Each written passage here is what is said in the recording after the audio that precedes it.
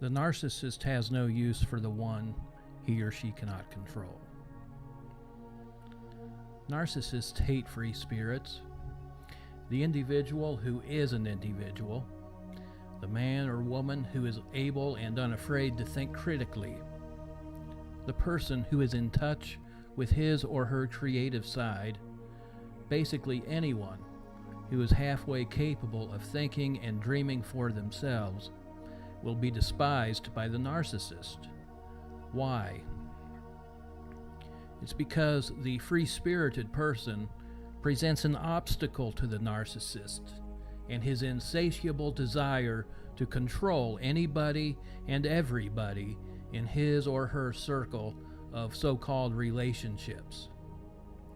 A so-called relationship with a narcissist is no relationship at all. There's nothing mutual about it. It is a form of slavery. It is master to servant. It is superior to inferior. It is controller to controllee. It's not much different than the relationship a farmer has with an ox, a rancher has with a horse, or a machinist has with a press.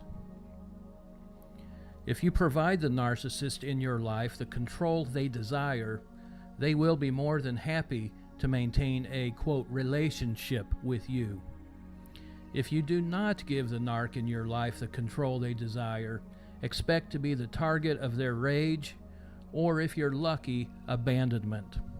I say if you're lucky because many narcs seek to destroy the ones that they cannot control. I've personally discovered that most narcissists are more than happy to maintain a phony relationship with you if only you will provide them a single pearl or two of your own soul, flesh, or finances that they can trample on. You know, like the swine Jesus warned us about in Matthew chapter 7. Even if you decide to hand little parts of yourself over to the narc in your life, even a pearl at a time, you will still eventually find the core of your soul trampled underfoot by the narc and his or her minions. But hey, in the meantime, you can at least pretend you're enjoying a relationship with them, right? Let me make this point clear to you, and this is something I have to continually and repeatedly make to my own soul. If the narc in your life can't control you, you mean nothing to them. They don't love you, and they do not care for you. When I say you, I mean the real you. I mean the things about your personality, life, and spirit that define the true you, the things that make you who you are and what you are. The narcissist could care less about those things. Their so-called love for you extends to the level with which they can derive a use from you, like the farmer loves his ox, or a rancher loves his or her horse, or someone may love their new car. Most of the time, that use is nothing more than a sensation of empowerment that the narcissist experiences when he or she believes they have exercised power over some aspect of your person, be it your perceptions, your emotions, your thoughts, or your behavior. Sometimes that use is the enhancement of the narcissist's own image for the benefit of those he or she is attempting to impress, much like a prop in a staged production. Sometimes the usefulness they derive from you can range from a simple kissing of their butt to conning you out of your entire life savings. Either way, any relationship you have with a narcissist will always, and I must emphasize always, be built upon their ability to control and exploit some, if not all, aspects of your life. I believe 2 Peter 2:3 words this better than any psychology manual when it states that false messengers, which perfectly describes the narcissist, will attempt to make merchandise of you. If they cannot control you, and subsequently exploit you, you mean nothing to them. Now here's a warning.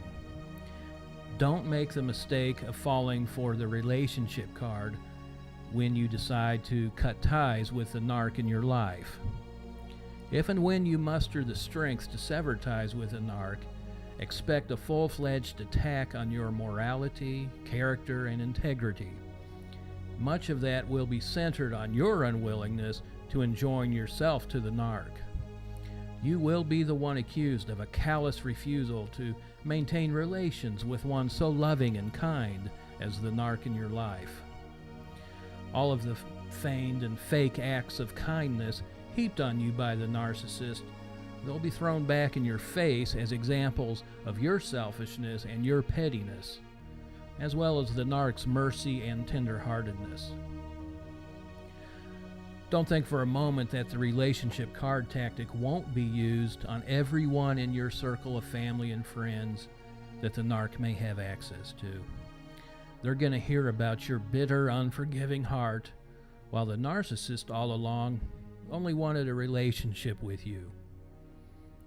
They did want a relationship with you on their playing field alone, a one-way relationship, the narc's way, of course. If you are a free spirit, if you believe that God created you to be an individual personality with unique abilities and purposes in life, if you are someone who possesses the capacity to think for yourself, if you are any of these things, you need to stop wondering why the narcissist in your life targeted you for humiliation, shame, and possibly even destruction. Or if you're fortunate, stop wondering why the narcissist in your life simply discarded you like yesterday's rubbish. Face up to the truth, as painful as it is, that the narc has no use for those he or she cannot control and subsequently exploit.